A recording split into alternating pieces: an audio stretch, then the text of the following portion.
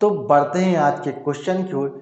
जैसा कि यहाँ पर हमें दिया गया है, एसएससी के फेस 9 में 2022 में आ चुका क्वेश्चन है। यहाँ पर हमें दिया गया है टाइप नंबर 12 7410 रुपए की राशि को एबीसी में इस प्रकार विभाजित किया जाता है कि ए के हिस्से का बी और सी के संयुक्त हिस्से के साथ अनुपात 9:17 हमें यहाँ पर क्वेश्चन में दिया गया है। साथ ही अगली लाइन को पढ़िएगा, उसमें हमें यहाँ पर दिया गया है कि सी के हिस्से का ए और बी के संयुक्त हिस्से के साथ अनुपात 5:8 हमें यहाँ पर क्वेश्चन में दिया गया है। तो इसको आप यहाँ पर इस प्रकार भी कह सकते हैं कि ए के पास 9 यूनिट पैसा है, बी और सी के पास यहाँ पर 17 यूनिट पैसा है, सी के पास 5 यूनिट पैसा है और ए और बी के पास यहाँ पर 8 यूनिट पैसा है।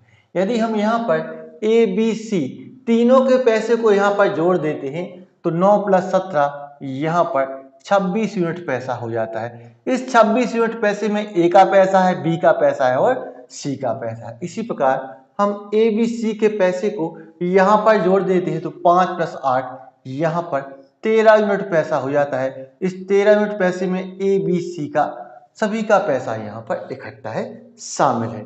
अब यहाँ पर आपको इस बात को समझना होगा कि यहाँ पर ए बी सी यहाँ पर है और ए बी सी यहाँ पर है, लेकिन इनका टोटल यहाँ पर सेम नहीं हो रहा है। टोटल इनका यहाँ पर सेम होना चाहिए।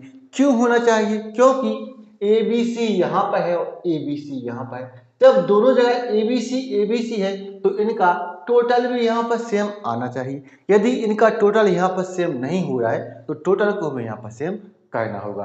तो यदि यहाँ पर 26 है और यहाँ पर 13 है तो 13 को यदि 26 बनाना है तो यहाँ पर 13 से हमें यहाँ पर 2 का गुणा करना होगा। यदि हम 2 का गुणा यहाँ पर करते हैं तो 2 का गुणा हमें यहाँ पर करना होगा और 2 का गुणा हमें यहाँ पर भी करना होगा। अब यहाँ से एक एक कर सभी का मान हम यहाँ पर निकालेंगे। अब यहाँ से हम एक एक कर सभी का मान यहाँ पर निकाल सकते हैं। जैसे कि यहाँ पर ए का मान यहाँ पर 9 फिक्स हो गया है, ए का मान यहाँ पर 9 फिक्स हो गया है और सी का मान यहाँ पर 5 का 2 गुना 10। यदि यहाँ पर सी का मान यहाँ पर 10 आ चुका है, सी का मान यदि यहाँ पर 10 निकल के आ चुका है तो यहाँ से बी का हिस्सा भी यहाँ पर निकल के आ जाना चाहिए। क्यों निकल के आ जाना चाहिए?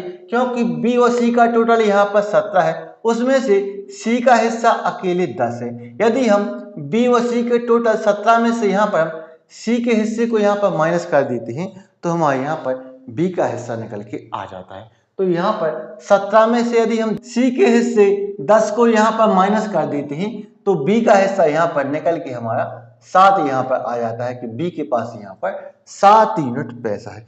इसी प्रकार हम बी का हिस्सा यहाँ से भी निकाल सकते हैं। कैसे निकाल सकते हैं? क्योंकि ए और बी का टोटल यहाँ पर 8 का 2 गुना 16 है। ए और बी का टोटल यहाँ पर 16 है। उसमें से हमें मालूम है कि ए का मान यहाँ पर 9 है। उसमें से हमें मालूम है कि ए का मान यहाँ पर 9 है। यदि हम ए और बी के टोटल 16 में से यहाँ पर हम ए के मान 9 को माइनस कर देते हैं तब भी यहाँ पर बी का हिस्सा यहाँ पर 7 निकल के आ जाएगा।